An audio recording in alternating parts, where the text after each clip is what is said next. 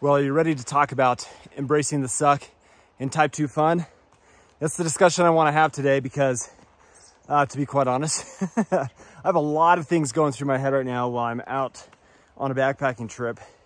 And part of it is that I've got this entire loop planned, but I am literally like just up or below the hill where I would be ending up today if I stay on trail the whole time. And if I was to go up the hill and just suffer through that elevation gain, then I would be to camp in probably an hour and a half at most, as opposed to like 4 hours from now. So I'm in this like mental battle of, do I want to embrace the suck? Do I want this to be harder than it needs to be? Straight in front of me is a river, and then straight up there to that cliff band that is right in the center of the screen there is a waterfall. And just to the right of that waterfall is where I would be camping tonight, or that is where I will be camping tonight. So the decision is, do I go up there, or do I just walk the miles to skirt around it, catch the other trail, and then end up down at that lake, which I think I already know what I'm gonna do. I'm not gonna go up this. Doesn't make sense. Now, I think sometimes there is this perception that backpacking is this difficult thing, and in order for you to have a good experience in the backcountry, it has to be big miles, or you have to be doing these pretty extreme type of trips to say that, hey, I went on a backpacking trip and look at what I did and this is how awesome it was. And I just don't believe that that is true in any way, shape, or form. I do believe that when you are planning a trip, naturally, based off of the route that you plan, there are going to be aspects of that trip that are going to be organically difficult. And that has to do with weather that might move in, but more so elevation gain and loss that you would experience while you're out on the trail. For example, the trip that I'm doing right now, for the last hour, 2 miles, I've been going straight uphill. And to be honest, I am in a Type 2 fun kind of mindset right now where, no, I am not having a great time. And that's okay, because I know from my backpacking experience that that's just part of the game. And I prepare myself mentally for these kinds of things. And I think often when people go out on their very first backpacking trip and they aren't prepared mentally or prepped ahead of time for what they might experience from the trail that they are going to be hiking on, that can result in a not awesome experience, because maybe there's this perception of, yeah, I'm just gonna go for a quick walk, I'm gonna set up my tent, maybe do a little bit of fishing, or I'm gonna hang out, have some good food, and that's gonna be my backpacking trip. But I don't think people really realize the time on trail really defines a lot of the experience that you have for the trip that you planned. Now, you could be going on something really short. For example, I took my kids and my wife on our first backpacking trip recently. We literally walked 1.5 miles to get to our camp, but that was intentional. And for me and my wife, that hike was easy peasy.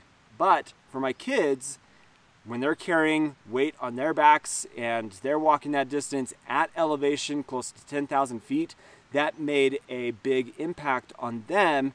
So if we had pushed them much harder than that, then it may have been too much and created a bad experience for them.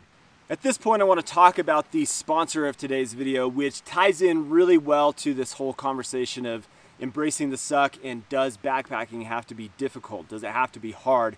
And the sponsor is BetterHelp. BetterHelp for me has been a massive game changer in my personal mental health over the short time that I've been able to take advantage of BetterHelp's therapy service and have access to a therapist. I've been meeting with the therapist that I was paired with for a few different meetings now, and every time I finish having that meeting, that video call and conversation with my therapist, I feel like, okay, things are good and I have stuff to work on, and I'm going to be able to create benchmarks of ways to work through the things that I'm working through in my personal life, and I'm somebody that never used therapy or thought it was something that I needed in the past. And as I've been going through some personal things that I'm working through, having access and having a therapist to talk through those things has been amazing. So helpful.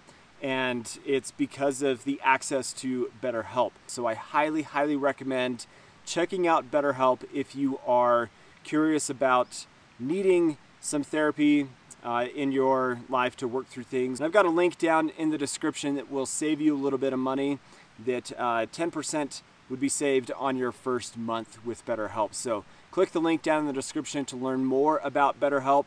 Super awesome and highly recommend it. I think something really important to do in this whole idea of embracing the suck and whether or not backpacking needs to be difficult is defining your why. Why are you going out? What's your purpose? And that is going to be different for everybody. If you're a thru hiker, and I see this very often in like thru hiking vlogs and stuff where people are like, I did 25 or 30 miles today and like 6,000 feet of elevation gain and loss, and that was really hard. And that's just not realistic for the vast majority of hikers, in my opinion. And that is, I'm not discounting in any way the mental capacity that it takes to complete a thru hike and how awesome thru hikers are, but I think there is a slight perception that that is how you become a backpacker, is you become a thru hiker. And I just don't believe that. But that mindset of this is what I need to accomplish today in order for me to stay on track with my purpose, with my goal, and whatever that is, that probably is going to have some element of difficulty. It's going to have some element of, this is not so fun right now. Maybe it's super wet feet. Maybe you get caught in a rainstorm. Maybe it's just a lot of elevation gain at high elevation that makes things pretty difficult. And that is okay. That is what makes backpacking fun, for me at least, because it's pushing my limits. It's pushing my mental ability to like, this is hard and I don't really like it right now. But when you finish, that's where the reward comes in. You're able to relax and just hang out. And that's what I love about backpacking. That's what I love being out on the trail, and just this idea of like, okay, this is gonna be hard today, but it doesn't have to be hard for it to be defined as backpacking. So I hope that makes sense, because what I'm trying to get my point across on is that you don't have to fabricate backpacking trips that are excessively difficult to have a good time in the backcountry.